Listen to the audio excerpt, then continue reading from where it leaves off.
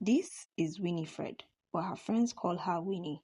Winnie is a very beautiful young lady who likes the expensive life, very extravagant in her spending because all she likes are expensive things. Because according to her, a girl as beautiful as her is not supposed to be working. So what Winnie does is go from club to club, buying expensive things, shopping from one expensive shopping mall to the other, buying clothes, bags, phones, makeup, hairs, and what have you. She likes to live the flashy lifestyle, and according to her, she is a baby girl that has to be taken care of. And for a beautiful young lady as herself, she is not supposed to be working. She is supposed to just sit back and enjoy while other people pay her bills, especially the men. So this is what Winnie does. She goes from party to party looking for people to pay for her stuff, especially rich and handsome guys. Winnie does not work or do anything for herself. All she does is party, drink, eat in expensive restaurants, shop expensive clothes, branded clothes, shoes, bag, hair, makeup, and all of that. And all of this are sponsored by different kind of guys, which Winnie always go about with hanging out.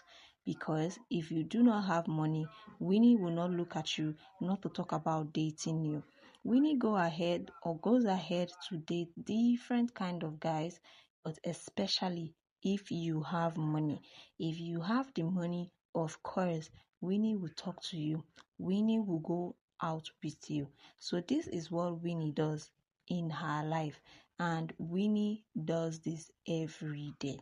Now, a friend of hers who also has observed her lifestyle, who was tired of Winnie, also decided to talk to Winnie about her lifestyle. Winnie, Abina said, "You know you are my very good friend, and I love you a lot, and I would not see anything bad happen to you and still stay quiet and say nothing.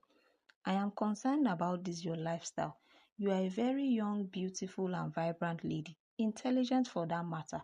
You have an MSc in human resources, but yet you have never worked. I tried to put up applications for you in various companies, huge companies at that, but you decide to decline them when they get back to you.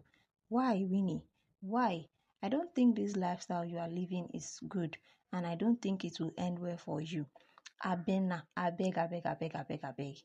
Winnie said, "Please do not tell me what to do. I am an adult. I know what I am doing." "I am not saying you don't know what you are doing," Abena said, "but I'm just trying to be conscious and making sure that you know exactly what you are doing." "Yes, I know what I am doing," Winnie said. "I am a fine girl. Look at me, from head to toe. Everybody that loves me knows that I am a fine girl. Why are you talking like this? I like to live my life. I am a baby girl. I don't need to work. People have to pay my bills. And the men are not even complaining. They are paying my bills. So what is your problem, Abena? Please, if you do not have any other thing to tell me, you can go ahead and just keep quiet. But me, I am living my lifestyle and I love it," Winnie said. "Winnie, I know you love your lifestyle," Abena said, "but do you think of this in the long run? Where do you think this will take you to?" "Abena, please, I am telling you for the last time, stop talking about this issue. Besides, I have where to go. Do I tell you that the men are complaining? Have I come to meet you to give me money before? So please, allow people to take care of me who are already doing so," Winnie said. "Thank you very much. I have heard all what you have to say. I need to go to sleep so that I can go out on a date later. Thank you very much," Winnie said, and she walked out of her friend Abena. So later that day, Winnie went on a date with somebody else, where she met another handsome and cool guy. They exchanged contacts, and Winnie spoke to him all through the night. She loved him, and he invited her over for dinner the next day.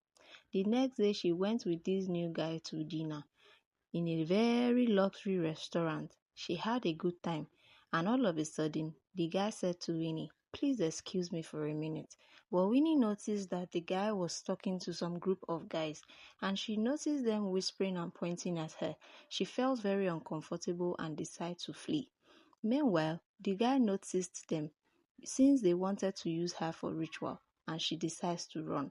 But they went after her. She was so frightened, so afraid, didn't know where to run to, but all she thought of was to run to her friend Abena.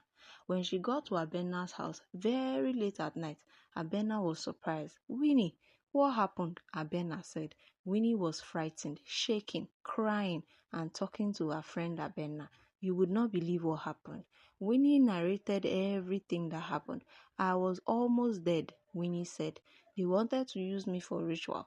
This new guy I just met yesterday that invited me over for dinner today came with some guys to the dinner, and they wanted to kidnap me and use me for money rituals. I just don't know what happened. How I got the instinct and how I decided to run away is something I just still could not understand. I'm so scared. I'm so frightened, Winnie said. Calm down, Abena said. Thank God you are safe. At least you came to me. I am going to call to the police immediately and make sure that we have a statement with the police, because yes, we need to report this matter to the police, and so that your safety will be guaranteed just in case they decide to follow you up here. But how were you able to rush out and get to me? Don't even know. Till now I'm still scared. I'm shaking. I actually had to take a cab. I saw a cab outside where I rushed down to him. I begged him a lot to help me, and then he drove me down here. I am so scared. Please help me, Winnie said. Not to worry, Abena said. Let me quickly call the police. Abena rushed to her phone, where she narrated everything that happened to the police, and then the police showed up a few hours later.